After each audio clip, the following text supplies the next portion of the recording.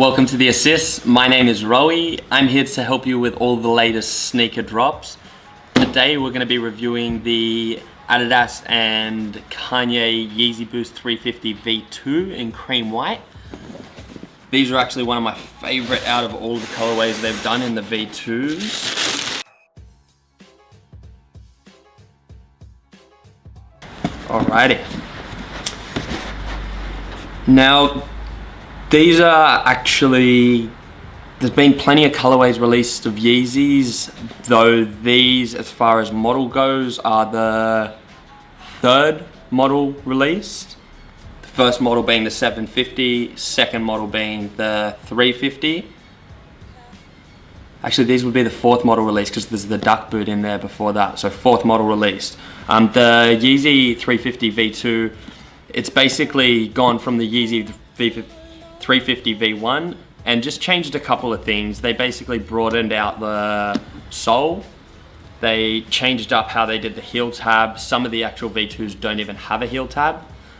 They also changed the patterning of the prime knit, as well as the patterning of the color and how they actually place it and block it on the upper of the shoe. These ones are a complete white build up, though they are actually the whites and cream. So they have the cream kind of colored sole and a bit darker on the outsole, the tread on the bottom, and just the white upper. The construction is prime knit, so it's a knitted material similar to Nike's Fly Knit. Really popular from Adidas, one of their more expensive materials, hence being used on the Yeezys.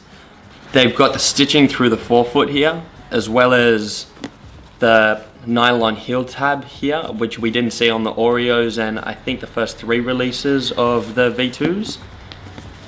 You've got the Adidas Yeezy branded insole, which I believe it is an Ortholite insole. It's not marked with Ortholite, but I believe it is still an Ortholite insole.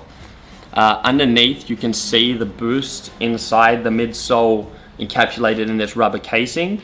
You can also see it if you pull this out and you move the actual insole out of the way. You can see it through the bottom in there as well.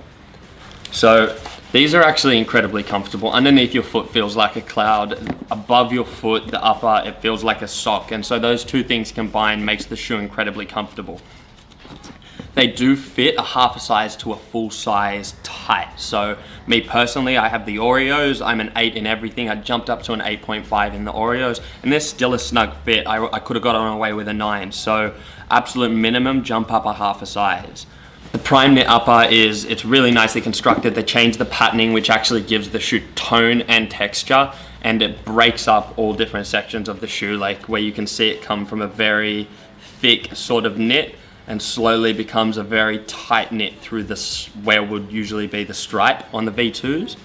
They've also removed the 350 branding through that forefoot section there, kept the sock-like upper and the lack of tongue separation, so it's all just a one piece. Other than that, they're just a pretty straight down the line, simple Yeezy shoe. Like, it's just an Adidas prime knit build up. We're finding a lot more sock build up type shoes, especially with high-end brands like Balenciaga and whatnot releasing sock type trainers. It's just becoming a trend, sort of the way dad shoes have become a trend. It's just both heading in two different directions. These retailed at $220 US. And then I think they retailed in Australia at $320. Don't quote me on that.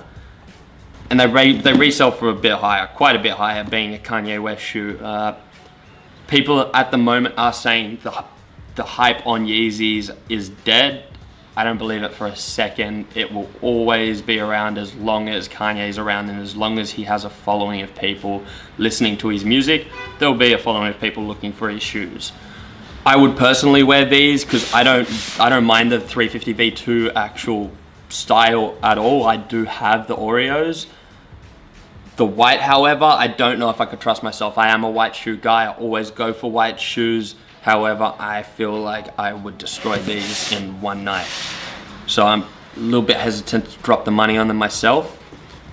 One thing that you can rest assured, however, is that you're not going to tear through the toe section. That is one thing that you find in quite a lot of sock type sneakers. However, with the Yeezys, they have, it's either a foam or a rubber underlay, which is a bit of a liner underneath the forefoot here, which will actually help to protect you from your toe coming through or from snagging it on something and being able to tear straight through to where you can see your foot through the knit. My personal rating on these shoes, I'd say, would be about an 8. I really like them. They are so simple. The shoe has been stripped back to the core and the crux of what it actually is, and that's just a prime knit upper with a rubber outsole, obviously boost inside. You've also got your 3M Adidas stripes on the inside, coming up from the inside into the inside heel up onto the very top here and being exposed from the outside for you to see. I reckon these are awesome. I love cream whites. I like Kanye. I'm gonna say I like Kanye. I don't love Kanye. I don't love everything he does. I like a lot of his music. I like a lot of his shoes. I like some of the clothes he makes. But I think he's a very edgy dude. And I think that's shown in his music, and it's shown in a lot of his kind of fashion stuff he does, sneakers included. So I think he's just an interesting individual to follow, and it makes his products interesting. So I think that's part of where my rating comes from. There's a story behind these, and there's a story behind the person that helped create them. So yeah, I'm gonna give these an 8 out of 10. Anyway, this has been The Assist. My name is Roey. Remember to hit that like and subscribe button. Let us know in the comments what you would like us to review in future. We'll let you know where you can pick up a pair of Yeezy cream whites, and we'll be back to let you know about more shoes in the future. Thanks for tuning in.